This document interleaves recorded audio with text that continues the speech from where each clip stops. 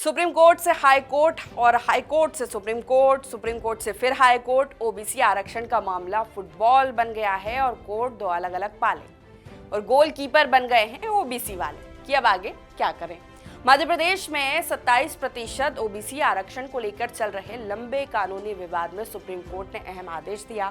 साल 2019 के कानून को चुनौती देने वाली याचिकाओं पर सुनवाई करते हुए शीर्ष अदालत ने इस मामले को फिर से मध्य प्रदेश हाई कोर्ट को वापस भेज दिया है और ये कह दिया है कि अंतिम फैसला हाई कोर्ट ही करेगा।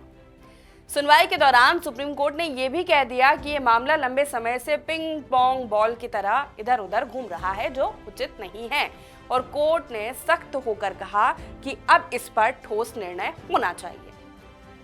नमस्कार, मैं हूं आपके साथ प्रशिता शर्मा और आप देख रहे हैं TV27 न्यूज। अब चलिए थोड़ा जान लेते हैं आरक्षण का ये पूरा मामला है क्या। गौरतलब है कि साल 2019 में तत्कालीन कमलनाथ सरकार ने मध्य प्रदेश में ओबीसी आरक्षण को 14% से बढ़ाकर 27% करने का फैसला लिया था और तर्क ये दिया था कि एमपी में ओबीसी वर्ग की आबादी 48% है। इस हिसाब से इस वर्ग को 27% आरक्षण मिलना चाहिए, जिसके लिए सरकार विधानसभा में अध्यादेश लेकर आई। लेकिन इस फैसले पर मध्य प्रदेश हाईकोर्ट में कई याचिकाएं दाखिल हुई थी। इन याचिकाओं में कहा गया कि इतना आरक्षण दिया गया तो फिर मध्य प्रदेश में आरक्षण की कुल सीमा 50% से ज्यादा हो जाएगा, जबकि सुप्रीम कोर्ट की इंदिरा साहनी यानी मंडल आयोग के 1992 में तय हुई सीमा का उल्लंघन होगा। ऐसे में ओबीसी आरक्षण को लागू करने पर स्टे लगा दिया, जिससे कई भर्तियां अटक गई थी। हाईकोर्ट ने इस फैसले पर रोक लगाते हुए कहा था कि कुल आरक्षण की सीमा 50% से ज्यादा नहीं हो सकती।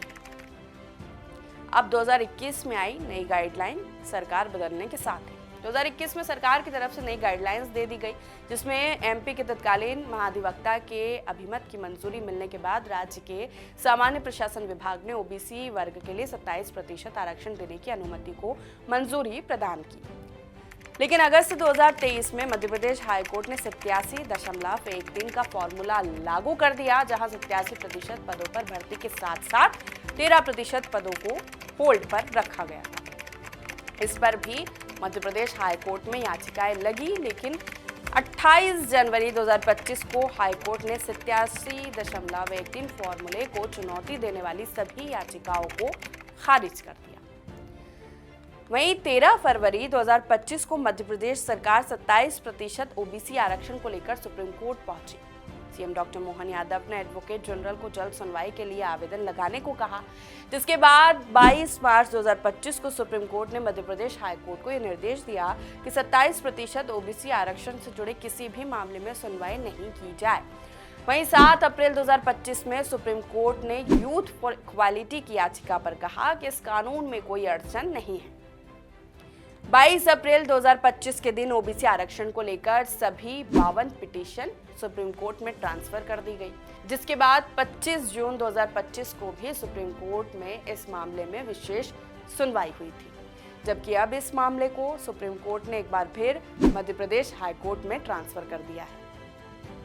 मध्य प्रदेश में मौजूदा आरक्षण की स्थिति देखी जाए तो ओबीसी वर्ग को 14% आरक्षण दिया जाता है, 20% आरक्षण एससी यानी अनुसूचित जनजाति वर्ग को मिलता है, 16% आरक्षण अनुसूचित जाति वर्ग को दिया जाता है, 10% आरक्षण ईडब्ल्यूएस को दिया जाता है। ऐसे में 14 + 20 + 16 + 10 को मिलाकर मध्य प्रदेश में कुल आरक्षण 60% हो जाता है।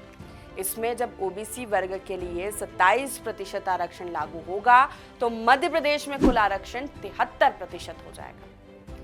आपको बता दें, मध्य प्रदेश में ओबीसी वर्ग को 27% आरक्षण दिलाए जाने के मामले में सर्वदलीय बैठक भी हो चुकी है।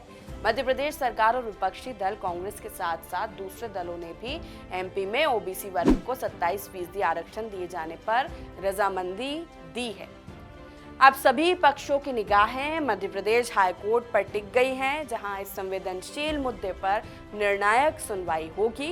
इस फैसले के बाद प्रदेश की सियासत और प्रशासनिक हलकों में हलचल तेज भी हो गई है, लिहाजा आने वाले निर्णय हजारों अभ्यर्थियों और भर्ती प्रक्रियाओं पर सीधा असर डाल सकता है।